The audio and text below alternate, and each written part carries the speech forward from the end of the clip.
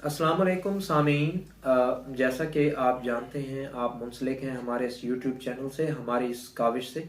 पिछली जो हमने कोशिश की वो हमने कोशिश की कि पाकिस्तान को दरपेश सरदस्त जो बुनियादी, वैसे तो बहुत सारे मसाइल हैं, 10 मसाइल के ऊपर हमने बात करने का इरादा किया था। उसके हवाले से हमने कल बात की थी पहले 5 बुनियादी मसाइल के ऊपर कि वो कौन कौन से हैं और उनका तदारुक किस तरह से किया जाना मुमकिन है। तो आज हम इंशाल्लाह अपना जो दूसरा हमारा मरहला है, दूसरी एपिसोड है, या इसको आप दूसरी किस्त कह लें, कि हम पाकिस्तान को मजीद जो 5 जो अभी रह गए थे उन मसाइल के ऊपर हम बात करने जा रहे हैं। जनाब, एक और मसला जो हमें इस वक्त दरपेश है, जिसका हम सामना कर रहे हैं, वो है सियासतदानों की गैर ज़रूरी मुदाखलत। देखें, कार्य सरकार में सबसे बुनियादी चीज़ जो होती है वो ये होती है कि आपने अवाम के जो मफादात होते हैं उनको आपने सामने रखना होता है। लेकिन शूमिय किस्मत, हमारी तारीख गवाह है कि जितने भी हमारे, मैं तमाम की बात नहीं कर रहा, ये मैं एक स्वीपिंग स्टेटमेंट नहीं दे रहा, मेरा ख्याल है कि अक्सरियत जो सियासतदान है उनकी सियासत का जो महवर है वो है अपने शख्सी मफादात। अपने शख्सी मफादात और इनफरादी मफादात के ऊपर वो हमारे कौमी मफादात को कुर्बान करते नजर आए हैं।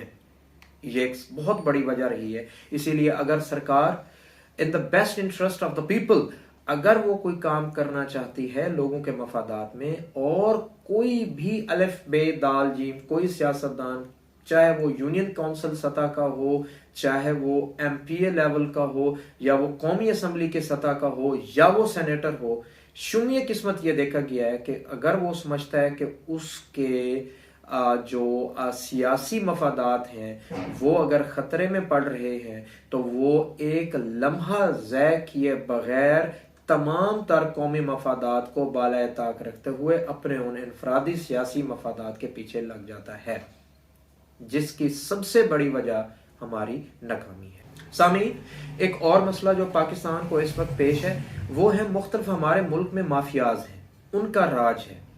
आपके पास ऑयल माफिया है, कार्टेल्स बने हुए हैं, शुगर माफिया है आपके पास टैक्स कलेक्शन में आपके पास एक माफियाज हैं। मतलब अगर आप गिनना शुरू कर दें तो उनका शुमार नहीं है।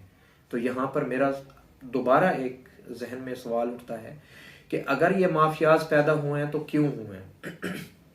दूसरा सवाल ये है कि किसने पैदा किए हैं, और तीसरा सवाल ये है कि जब हमारे पास बेहतरीन इदारे हैं जो हम दावा करते हैं, जो हम क्लेम करते हैं, तो वो इदारे क्यों नाकाम रहे हैं अब तक इन माफियाज को कंट्रोल करने में। जो भी हुकूमत आती है, मैं इस वक्त 40 बरस का हो चुका हूं, जहां तक मेरा अपना मुतालिया, मेरा मुशाहिदा मुझे कहता है, तो हर आने वाला हुक्मरान ये कहता है कि जी कि ये माफिया, वो माफिया, मैं बेबस, वो बेबस, इसने मुझे बेबस कर दिया।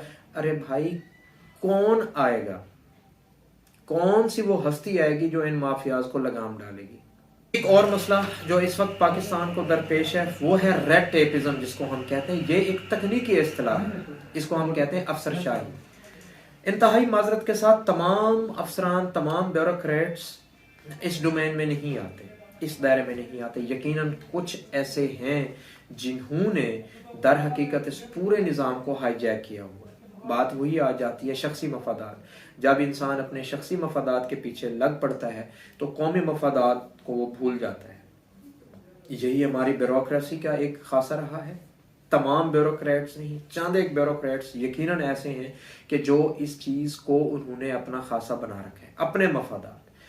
कोई एक पॉलिसी चल रही होती है, एक निज़ाम वज़ा होता है, तमाम चीजें बिल्कुल साफ होती हैं, सीधी होती हैं, लेकिन नहीं, चूंकि आपको अपने ज़ाती मफादात अजीज होते हैं, इसीलिए आप बेबुनियाद किस्म के हीले बहाने, एक्सक्यूजेस पैदा करके आप एक नॉर्मल वर्किंग होती है, स्मूथ वर्किंग होती है निज़ाम की, उसको आप डिसरप्ट कर देते हैं, उसको आप मुतासर कर देते हैं, जिसकी वजह से निज़ाम पूरे का पूरा तबाही से दो चार होता है। सामीन, अगला जो मसला जिसके ऊपर हम अभी बात करने जा रहे हैं वो है हमारा टैक्स का निज़ाम।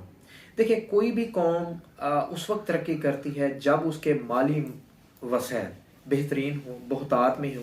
माली वसैल का होना एक बात है, उन माली वसैल को इस्तेमाल में लाना दूसरी बात है। तो इन दोनों चीज़ों को जो इदारा लुक आफ्टर करता है वो है हमारा FBR, federal board of revenue. अच्छा, इसमें आपकी टैक्स कलेक्शन आ जाती है। इंतहाई दुख और अफसोस के साथ कहना पड़ता है कि वो हजरात, वो तमाम लोग जो इस शोबा हयात से वाबस्ता हैं, वो अपने जो फ़राइज़ हैं उन फ़राइज़ को मानवियत के साथ वो सर अंजाम नहीं दे पा रहे। सबसे बड़ी चीज़ इसमें बदउनवानी है। बदउनवानी एक बहुत बड़ा आंसर है। मिसाल के तौर पर एक कारोबारी शख्सियत है, एक बिजनेसमैन है, उसका 10 करोड़ या 10 अरब रुपए का बिजनेस है और उसके ऊपर अगर लायबिलिटीज बनती हैं, टैक्स बनता है कि उसने 20 लाख टैक्स देना है, तो वो मुकमुका करके, ये एक इस्तेलाह आम तौर पर इस्तेमाल होती है, मुकमुका करना। तो साहब इख्तियार वो कोई भी हो सकता है, वो मैं हो सकता हूँ, वो आप हो सकते हैं, वो बिहाइंड द कैमरा कोई बंदा हो सकता है, उसके साथ मुकमुका करके 20 लाख का टैक्स वो 5 लाख रुपए वो उस मुतअल्लिका अफसर को देगा कि 5 लाख आप रख लें और मेरी जो रेवेन्यू है या मेरी जो इनकम है इसको आप इतना जहर कर लें। तो जनाब, ये वो बंदा जो साहब इख्तियार है, जो अरबाब इख्तियार है, जो बहुत कुछ कर सकता है, वो अपने 5 लाख की खातिर मुल्क को एट स्टेक लगा देता है। मैं ये समझता हूं कि हमें इस रविश को भी खत्म करने की जरूरत है। ये एक बहुत बड़ा मसला है। सामीन, अगला जो एक हमारा नुक्ता है एजेंडे के ऊपर, वो है मेरिट की पॉलिसी या मेरिट का फुकदान। देखिए, हम एक अंग्रेजी में इस्तेलाह इस्तेमाल करते हैं मेरिटोक्रेसी। मेरिटोक्रेसी क्या होता है? मेरिटोक्रेसी ये होता है कि जो बंदा अहल है हर एतबार से, फ्रॉम से ना टॉप टू बॉटम, अगर वो इस काबिल है, उसकी तमाम तर एबिलिटीज, कैपेबिलिटीज, वो हकदार है, वो लेजिटिमेट है कि उसको एक मसनद पे, एक जगह पर होना चाहिए। या मिसाल के तौर पर किसी सरकारी दफ्तर में एक फाइल मूव कर रही है और उस फाइल का हक है, ये उसका बेसिक राइट है कि उसके ऊपर एक डिसीजन होना चाहिए, लेकिन शोमिया किस्मत चंद एक लोगों के मफादात की वजह से, उनके अपने बेनिफिट्स की वजह से वो चीज़ हो नहीं पाती और मेरिट हमारा कंप्रोमाइज हो जाता है। मेरिट की अदम दस्तयाबी की वजह से बहुत सारे नौजवान दिल बर्दाश्ता हो जाते हैं और मैं ये समझता हूं कि जो ब्रेन ड्रेन हो रहा है हमारे मुल्क में, लाखों हजारों की तादाद में इंतहाई काबिल, इंतहाई पढ़े लिखे नौजवान मुल्क छोड़ के बाहर जाने पर मजबूर हो रहे हैं, तो उन वजूहात में से जो बुनियादी वजह है वो मेरिट का ना होना है। अकरबा परवरी, नेपोटिज्म, ब्राइबरी, ये तमाम वो अवामिल हैं, या आप इनको कह लें वो कैंसरस रूट्स हैं जिन्होंने हमारे मुल्क की बुनियादों को बहुत हद तक खोखला करके रखा हुआ है। जरूरत इस अमर की है कि हम जो मेरिटोक्रेसी थी, जो मेरिट का होना था, इसको हम इंश्योर करें और इसके ऊपर किसी किस्म का कोई कंप्रोमाइज ना किया जाए।